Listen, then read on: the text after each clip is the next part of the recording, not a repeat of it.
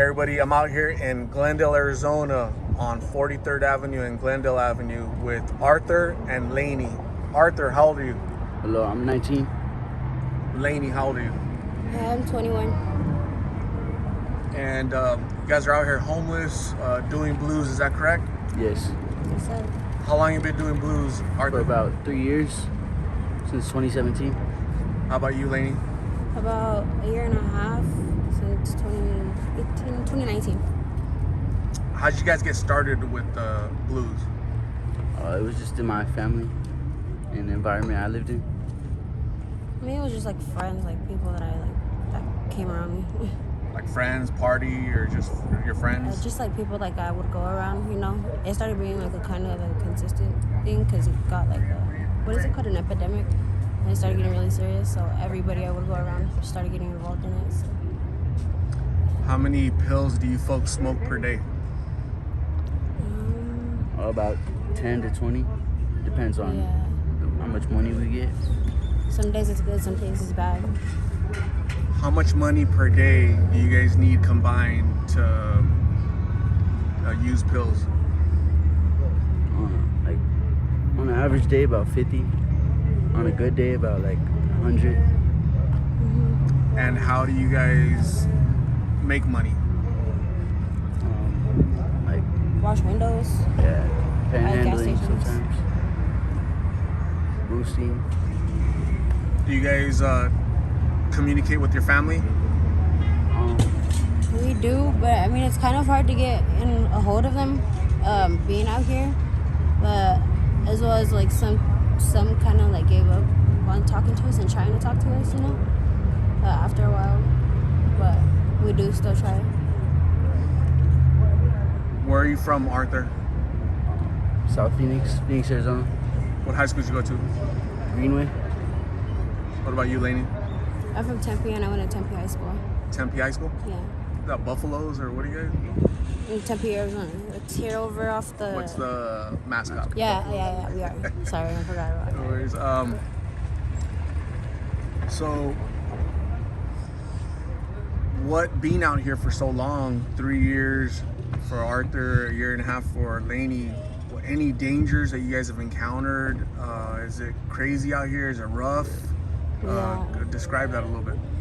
It's very rough. Like you always gotta watch your back, look behind you. You know, like it's not comfortable. You know, you can't. What's going on, guys? What's up, officer? Having a conversation. For what? For what? What's going on here? I'm having a conversation. He's just like giving us an interview. Okay. Having a conversation. All right. There's a blanket trespass in this area, so that's why we're here trying to figure out what's going on. You guys have IDs? We don't. No.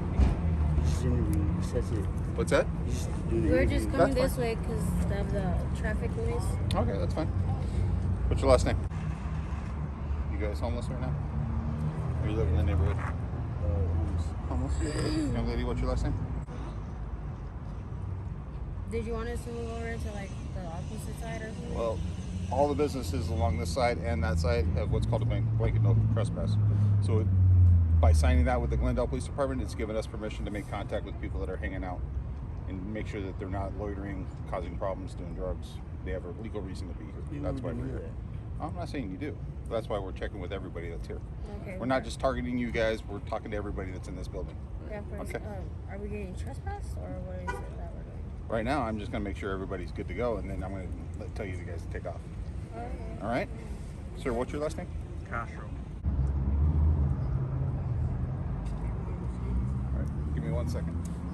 Is it rough out here? What crazy stuff have you seen? I've heard a lot of violence out here, especially for women. Yeah. What are you guys seeing out here? I've seen people get robbed, stabbed, shot at. You know, you always gotta watch your back, and you know, you can't sleep comfortable. You know, always gotta watch your stuff. You know. Does that scare you? Yeah. For me, it's been a lot more scarier. I've been encountered twice with, once with a man, he choked me to where I passed out, like went unconscious twice. And he like kept me held in his house and didn't let me leave for 3 days. And another time recently, just the other day, nearly a week ago, a guy kidnapped me and took me out to 100 and something Avenue at Northern and kept me in a field in a car with the doors locked and wouldn't let me leave. And I had to run through a field to like lost my shoes in the field in the mud and I had to run like 2 miles like nonstop and I could not breathe. I was trying to scream for help and I couldn't even yell. You know, it gets scary out here, man. It gets real scary as a female. So you were recently kidnapped and you escaped the kidnapping. That's scary. Have you ever sought professional treatment for drugs? Yeah, we once went to a Suboxone clinic, but because I believe personally that we need mental help, you know, like to keep us in the right state of mind and not trying to go back out there. I believe we need to go to a rehab facility. So we're actually supposed to be going today. His Nana's supposed to take us. Do you know the name of the place? What is taking us to? Copper Springs. Copper Springs. So you guys are supposed to be going to that soon? Yeah. Would you say you're sick of this lifestyle? Yeah. Yeah, Very it sick. gets really old. Really old. Do you think going to Copper Springs soon, that's it? That's what it's going to take? I think they do have a good system that'll help you afterwards, after you're clean, right? They're going to detox you. They're going to give you counseling and how to battle this afterwards, right? How to fight the urge, right? Right. So do you think you guys will be successful after going through all that? I think so because it's for our son.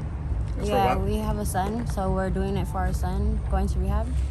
But as well as I felt like some people, they can keep their mental state strong and let it keep them, you know, after rehab it'll still help them and they could do it. But some people do lose that strength because of the people they tend to put themselves around, and they, you know, they lose it and they can't ever stay clean.